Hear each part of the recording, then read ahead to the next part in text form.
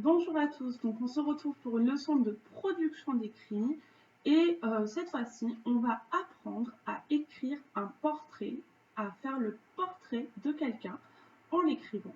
Donc je vous invite tout de suite à ouvrir votre fichier page 73 et de lire le texte qui est en haut de la page 73 et ensuite vous revenez vers la vidéo.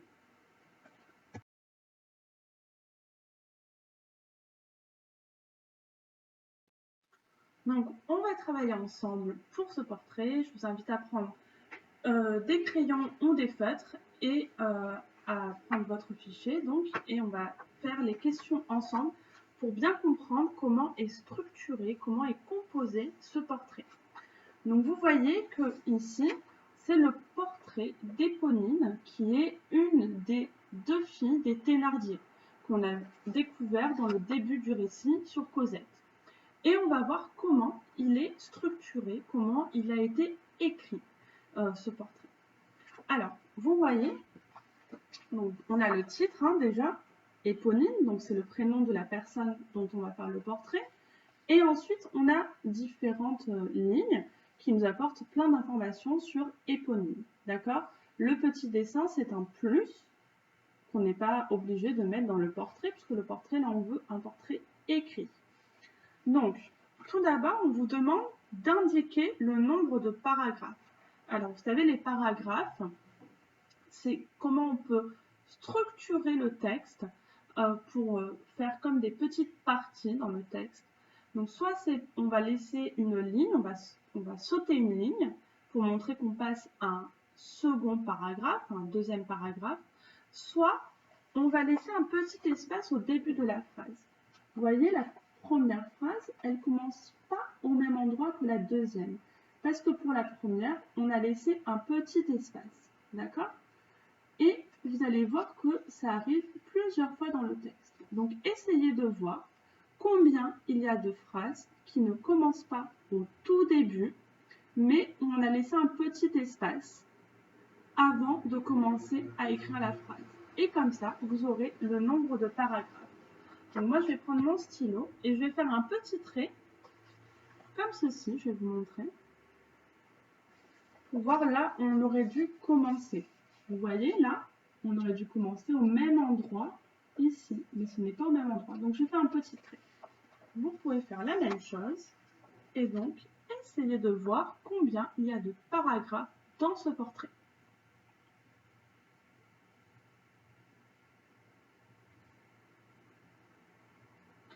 Donc là, il n'y a pas besoin de lire, juste à regarder quelles phrases ne sont pas écrites, sont écrites un petit peu en décalé par rapport au reste du texte. Donc, hop, moi je l'ai fait. Donc, vous voyez, il y a la première phrase qui ne commence pas au même endroit. Il y a la troisième phrase aussi qui ne commence pas au même endroit. Il y a cette phrase-là qui ne commence pas au même endroit. On a laissé un petit espace. Et enfin, la dernière. Donc, il y a 4 phrases où on a laissé un petit espace avant de la commencer. C'est comme si on avait sauté un carreau avant de commencer à écrire. Et donc, ça nous permet de voir que ce sont différents paragraphes. Donc, du coup, il y a 1, 2, 3, 4 paragraphes. Donc, le nom indique le nombre de paragraphes. Je marque qu'il y a 4 paragraphes. Et on va voir pourquoi on a fait des paragraphes. Parce que dans chaque paragraphe, on va parler de choses différentes pour faire le portrait d'Éponine. Donc, le premier paragraphe, on vous dit, il présente Éponine. On vous le dit là, dans le premier paragraphe qui présente Éponine. Donc, on la présente, on apprend des choses sur elle, son âge, où elle vit et avec qui. On vous demande de souligner ce que l'on apprend sur elle. Alors, on vous dit de souligner de couleurs différentes, mais moi, je vous indique à prendre une même couleur, une seule couleur, et de souligner ce qu'on apprend, donc son âge, où elle vit, avec qui. Donc, je prends un crayon de couleur, et donc dans le premier paragraphe, qui sont en fait les 2 premières lignes, d'ailleurs, il y a aussi 2 phrases dans ce paragraphe, je vais souligner ce que l'on apprend sur elle.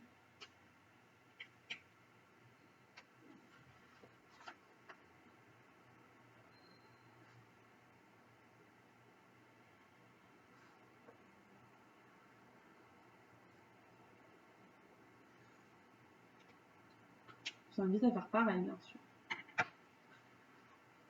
Donc du coup, dans ce premier paragraphe, on apprend son âge, 7 ans. On apprend où elle vit, à Montfermeil, qui est une ville. Et on apprend avec qui elle vit, ses parents aubergistes, sa sœur Azelma et Cosette. Donc voilà les 3 informations qu'on a dans le paragraphe. C'est vraiment une présentation. On apprend son âge, avec qui elle vit et dans quelle ville elle vit. Ensuite, on vous demande d'entourer le deuxième paragraphe du texte. Donc vous prenez une deuxième couleur et vous entourez le deuxième paragraphe. Donc il commence à la fillette et il s'arrête. Là, on va commencer le troisième paragraphe. Là, on a la troisième phrase qui est en décalage.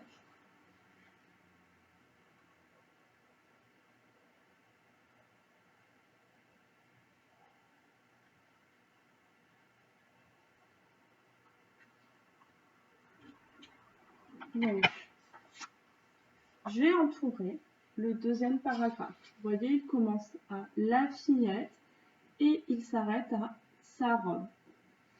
Et on vous dit que ce deuxième paragraphe, c'est le portrait physique d'Éponine. Je vais vous le lire. La fillette est bien portante. Ça veut dire qu'elle n'est pas mince, elle n'est pas maigre. Voilà, on voit qu'elle aime bien manger. Elle n'est pas grosse non plus, mais elle est bien portante. Ses joues sont rondes. Elle a des grands yeux vifs et gais. Elle porte de beaux habits avec de la dentelle et des rubans. On la voit souvent faire tournoyer sa robe, comme sur le petit dessin.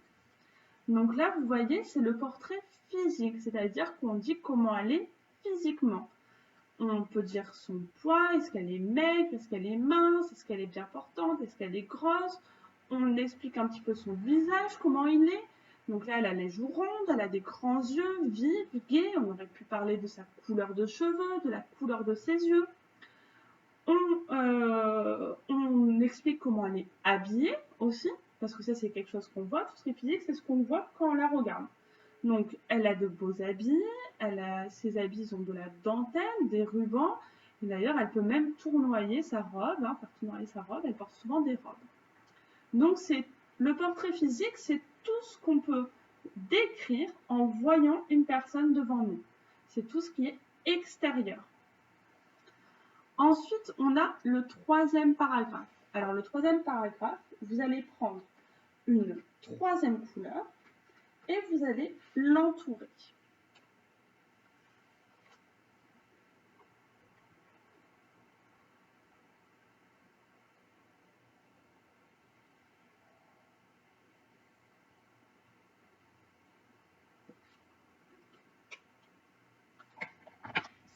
Donc, le troisième paragraphe, il commence à dans la journée et il s'arrête à l'auberge. Je vais vous le lire. Dans la journée, elle joue avec sa sœur à la poupée. Elle ne travaille jamais à l'auberge, c'est le rôle de Cosette. Elle dort dans une belle chambre à l'étage de l'auberge. Alors de quoi il parle ce paragraphe? Est-ce que c'est encore le portrait physique? Est-ce que ça nous dit son caractère? Comment elle est? Non, là, ce troisième paragraphe, il nous dit ce qu'elle fait de ses journées. D'accord? Donc, on va compléter la phrase ici. On va dire, le troisième paragraphe indique ce qu'Éponine fait de ses journées. Je vais l'écrire, puis ensuite, je vais vous montrer pour que vous puissiez recopier.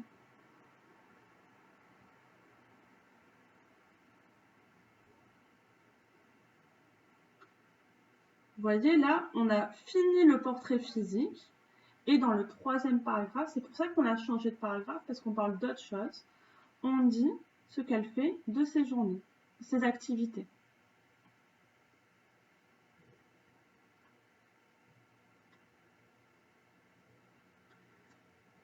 Donc, je vous montre la phrase que j'ai marquée.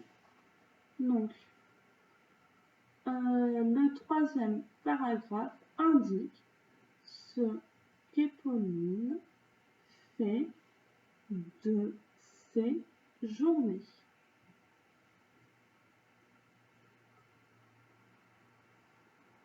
Voilà.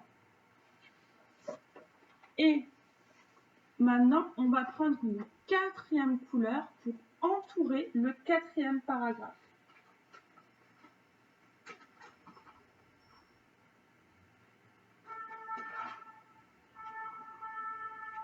Donc, je vous laisse le faire. C'est le plus petit paragraphe, celui-là.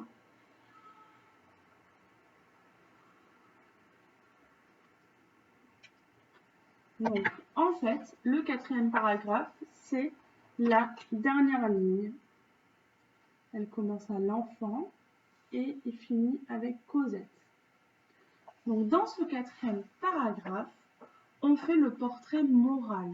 Le portrait moral, ce sont les qualités et les défauts qu'ont une personne. Donc, c'est ce qu'on ne peut pas voir comme ça quand on voit la personne, mais ce qu'on sait de la personne quand on la connaît. Hein. Donc, ce sont les qualités et les défauts. Là, on dit plutôt des défauts à Éponine. On dit qu'elle est capricieuse et qu'elle est méchante avec Cosette. Il n'y a pas de qualité. Donc, le portrait moral, c'est les qualités et les défauts. Donc, si on résume, dans le premier paragraphe, on a les informations qui permettent de présenter la personne, son âge, où elle vit et avec qui elle vit. Dans le deuxième paragraphe, on a le portrait physique, donc c'est-à-dire ce qu'on peut voir quand on regarde une personne. Comment elle est, son corps, son visage, mais aussi ses habits. Dans le troisième paragraphe, on a ce qu'elle fait de ses journées, ses activités, comment se déroule une de ses journées en général. Et enfin, dans le quatrième paragraphe, on a le portrait moral, donc c'est ce qu'on a à l'intérieur, ce sont les qualités et les défauts d'une personne. Donc c'est pour ça qu'on a choisi de faire des paragraphes, parce qu'à chaque paragraphe correspond à une partie. Et donc, les paragraphes, on peut les montrer quand on écrit un texte, soit en sautant une ligne entre chaque paragraphe, soit en faisant un petit retrait au début, donc en sautant un ou deux carreaux au début de son cahier, par exemple, pour ne pas écrire commencer au même endroit que les autres lignes. Et à chaque fois qu'on saute un ou deux carreaux, ça veut dire qu'on change de paragraphe. Ok? Donc voilà comment on peut faire le portrait d'une personne. Alors, on va voir aussi qu'il est important de ne pas répéter tout le temps le même mot pour désigner la personne dont on fait le portrait. Si on disait Éponine est une petite fille, Éponine vit avec ses parents, Éponine est bien portante, Éponine a des grands yeux, Éponine... au bout d'un moment, on s'ennuie. C'est tout le temps le même mot qui revient. Donc du coup, on en a marre. Pour le lecteur, ce n'est pas agréable à lire. Donc, ce que je vais vous demander, c'est de souligner avec une cinquième couleur. J'espère que vous êtes équipés en crayon et feutre. Vous allez souligner avec une cinquième couleur toutes les manières dont on désigne Éponine. C'est-à-dire, au début, voyez la première phrase, Éponine est une petite fille de 7 ans. Donc là, on la décrit on la désigne par son prénom, Éponine. Donc je vais souligner Éponine. La deuxième phrase, elle vit avec ses parents au Bergy, sa sœur Azelma et Cosette à Montfermeil. Là, on n'utilise plus Éponine, on n'utilise plus le prénom, on utilise elle. Donc, je vais souligner elle.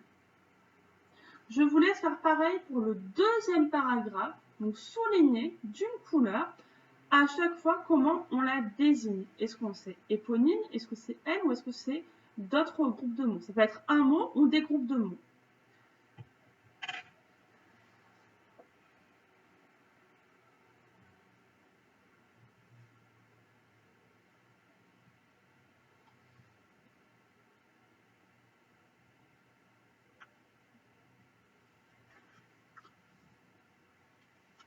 Donc vous mettez pause si vous avez besoin de plus de temps. Dans le deuxième paragraphe, on utilise la fillette ou elle. 2 fois elle. Faites pareil pour le troisième et pour le quatrième paragraphe.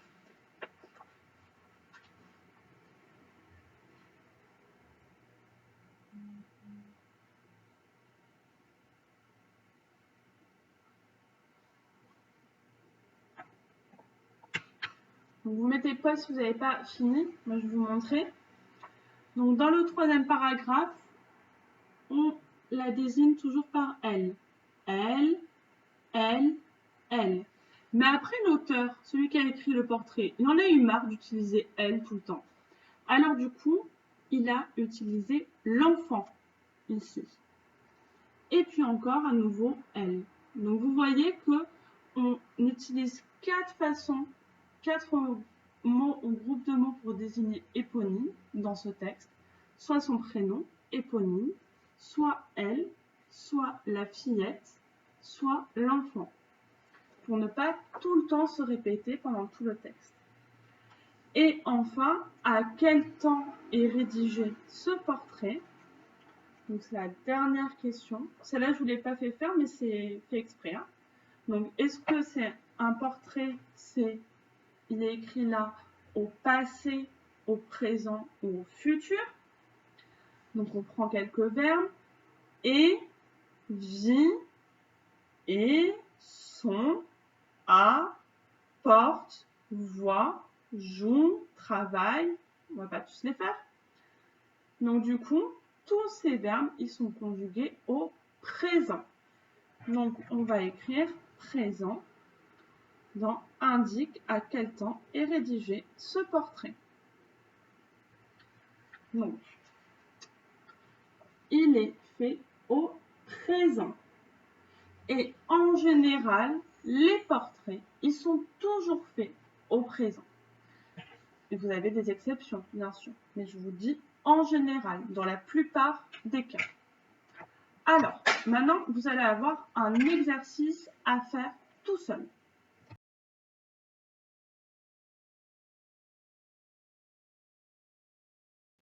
Donc, pour cet exercice, on vous demande maintenant, à votre tour, d'écrire un portrait. Alors, je vais vous laisser 2 choix. Écoutez bien, parce que ce n'est pas forcément ce qui est marqué dans le fichier. Moi, je vous laisse un choix supplémentaire. Donc, premièrement, vous pouvez faire le portrait de Cosette comme cela vous est proposé dans le fichier. Pour cela, il faut que votre portrait il ait 4 paragraphes, comme celui qu'on a vu. Et que les paragraphes, ils parlent à chaque fois de la même chose. Donc, premier paragraphe, son âge, où elle vit, avec qui. Deuxième paragraphe, le portrait physique. Troisième paragraphe, ce qu'elle fait de ses journées. Et quatrième paragraphe, le portrait moral, les qualités, les défauts. Vous devez, pour vous aider, eh bien, prendre des informations dans le texte et plus particulièrement dans l'épisode 1 de Cosette. La page vous est indiquée dans le fichier, c'est la page 64, pour trouver des informations sur son âge, sur comment elle est physiquement et quelles sont ses qualités et ses défauts. Et vous notez les idées, vous pouvez faire un brouillon, et ensuite vous allez rédiger votre texte en utilisant le présent. Et comme pour éponyme, il va falloir nommer Cosette de plusieurs façons. Je ne veux pas qu'il y ait tout le temps Cosette. D'accord? Cosette est comme ça, Cosette est comme ci, Cosette fait ça, Cosette fait ci. J'aimerais au moins 2 façons de nommer Cosette. Ça, c'est le premier choix que vous avez. Le deuxième choix, c'est de faire votre portrait ou le portrait de quelqu'un de la famille. D'accord? Quelqu'un avec qui vous vivez. Donc, pour ce portrait-là, vous avez, pareil, des consignes à respecter. Alors, pareil, le portrait doit être en 4 paragraphes. Le premier paragraphe, la personne, comment elle s'appelle, enfin, pardon, pas comment elle s'appelle, ça, vous le mettrez dans le titre, quel âge elle a, où est-ce qu'elle vit, avec qui. Deuxième paragraphe, la description physique de la personne. Troisième paragraphe, ce que fait la personne de ses journées, ce qu'elle aime faire de ses journées. Et quatrième paragraphe, le portrait moral, les qualités et les défauts.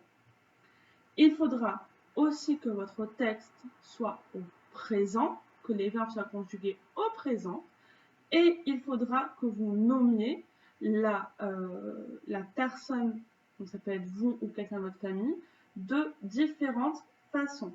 Par exemple, moi, si j'écris mon portrait, donc je vais marquer une fois Madame Odon, je vais marquer une fois elle, je vais peut-être marquer la maîtresse, si je parle de ce que je fais comme métier. Voilà, je vais utiliser plusieurs façons de m'appeler. Donc, il faut à la fin que vous vérifiez que vous avez bien présenté soit Cosette, soit vous, soit quelqu'un de la famille.